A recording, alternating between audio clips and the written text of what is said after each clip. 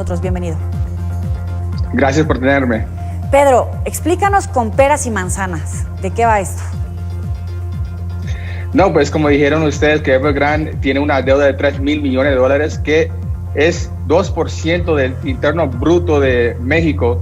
Pues te puedes imaginar qué pasaría si falla la deuda de ese tamaño, y claramente eso podría traer una escala diferente, como decimos en Estados Unidos, contagion, un efecto donde empieza un dominó y empieza a afectar otros desarrolladores de ese tipo de tamaño, y puede pues estallar la burbuja de que tiene China en las propiedades. Ahora, no es un banco, pero tiene esa deuda. Todos estos delitos financieros, esta inestabilidad financiera, pues obviamente alertan a diferentes estratos sociales, pero en este caso en particular, ¿cómo explicarlo? Sí, entonces Evergrande trabaja con, es un desarrollador, y lo que ellos venden son propiedades, y muchos de los 90% de la población de China invierte en inmuebles. Es parte de la cultura de ellos que un hombre tiene que comprar una propiedad antes de casarse. Entonces hay mucha demanda en China para propiedades. Entonces eso ha creado una demanda alta y por extensión una burbuja en los desarrolladores de inmuebles. Entonces Evergrande siguió apalanqueando su cartera para desarrollar más finca raíz, y cuando quedaron cortos de liquidez por la pandemia, empezaron a incentivar a los propios empleados para darles liquidez para materializar su liquidación de corto plazo, porque estaban sin líquidos. Entonces ellos están haciendo eso por tanto tiempo que llegó el momento que ya no tienen suficientes fondos en sus balances para seguir operaciones y seguir desarrollando los proyectos. Tiene más de 180 proyectos en diferentes municipios por toda China, y ya el gobierno no tiene el apetito de seguir dando inyecciones de liquidez a esos tipos de empresas grandes. Es un sector que el gobierno ya no quieren empezar a hacerles que se reducen las deudas, y eso ha creado muchos problemas para desarrolladores como Evergrande. Vendió instrumentos de inversión a pequeños inversionistas. Más o menos el monto es de $6.8 billones. Es más o menos la mitad del presupuesto de la Ciudad de México, uno de los motores económicos del territorio mexicano. De ese tamaño, pero por esa circunstancia sociocultural. Es importante que evidentemente todos los instrumentos financieros, bancarios, estén resguardando a los usuarios, pero ¿escapa a la realidad? ¿Era imposible imaginarlo o había ciertas señas que pudieron haberse seguido y a lo mejor no se tomaron en cuenta? Esta es una bomba de tiempo que no es sorprendente de nadie que estaba mirando a China. Era una burbuja que estaba solamente era un momento para estallar. La pandemia fue esa aguja que estalló ese burbuja.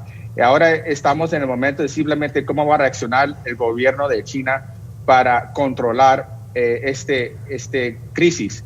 Entonces está muy clara que ellos no quieren rescatar Evergrande, pero vamos a ver hasta qué punto ellos vienen a rescatar los otros desarrolladores que podrían estar en el mismo tipo de circunstancias. Esto han tenido desde 2018, 2013, han tenido ciudades fantasmas que no había demanda ahí, simplemente especulaban de crear totalmente ciudades sin gente, desarrollando propiedades, esperando que la gente eventualmente iba a llegar ahí y simplemente para crear demanda. Entonces había siempre una burbuja de ese tamaño y creciendo con toda la capital que le está inyectando el gobierno en ese sector. Esa burbuja inmobiliaria, si tratamos de aterrizarlo por personas, ¿qué pasa con el dinero, la inversión, los recursos de esos miles de personas que pues tenían ahí su apuesta y ahora no tienen certeza? Bueno, en esa situación se tienen que reestructurar los balances de una empresa como Evergrande. Obviamente, si las inversionistas lamentablemente si meten su dinero ahí y se pierde ese negocio y no se puede desarrollar, se pierde su inversión. Entonces vamos a tener que esperar que haya una respuesta del gobierno que de pronto pueden reestructurar una empresa como Evergrande con nuevos dueños y nuevos operadores y de pronto con unos términos que podrían ayudar o asistir esos tipos de inversionistas minoristas que han invertido sus sueldos y todos sus ahorros de la vida en esos proyectos. ¿Se puede equiparar a esa burbuja inmobiliaria en Estados Unidos? Sí, mucha gente lo comparan a lo que pasó en Lehman Brothers, que fue el banco financiero en 2008, que fue la primera de caer y se estalló. Y luego eso fue que creó una crisis globalmente, porque ahora estamos mirando, puso mucha atención a la balance de Lehman Brothers, que fueron muchos bonos hipotecarios, y ahí estaba el problema y la burbuja de Estados Unidos. Entonces todos los bancos que también tenían una balance similar a Lehman Brothers, que tenían muchos bonos hipotecarios en sus carteras, empezaron a caer también y no tener liquidez. Nadie quería prestar a esos tipos de bancos que tenían esos bonos hipotecarios en los balances. Y bancos siempre, y empresas siempre necesitan liquidez para no operar. Entonces fueron en reacción del gobierno de los Estados Unidos que llegaron con Ben Bernanke y empezaron programas de comprar bonos hipotecarios de una manera masiva y sin precedencia en la historia de los Estados Unidos, y fueron una manera que rescató los Estados Unidos de solamente una recesión y no fue una depresión económica. Entonces, por esa razón, como ya China tiene una precedencia de cómo reaccionar para evitar una crisis de una manera global, por eso yo creo que el gobierno de China está listo con una receta que ya hemos visto que no ha arreglado la situación, pero he podido evitar controlar una crisis de ir de una recesión y no ir a una depresión económica. Hemos visto movimientos en el tipo de cambio, la caída en la bolsa. ¿Está mitigado el contagio de los mercados internacionales o todavía estamos en alerta? Estamos en alerta dependiendo mucho de lo que está pasando en China. Obviamente, el peor caso, China siendo uno de los consumidores más grandes de materias primas, afectaría mucho la demanda de commodities, afectaría mucho la demanda de petróleo, y eso obviamente afectaría países que tienen economías que dependen en vender materias primas. También afectaría el sector financiero que tiene bonos o préstamos en el sector de China, y por bueno y malo también, porque China también tenía limitaciones para los bancos de invertir en China.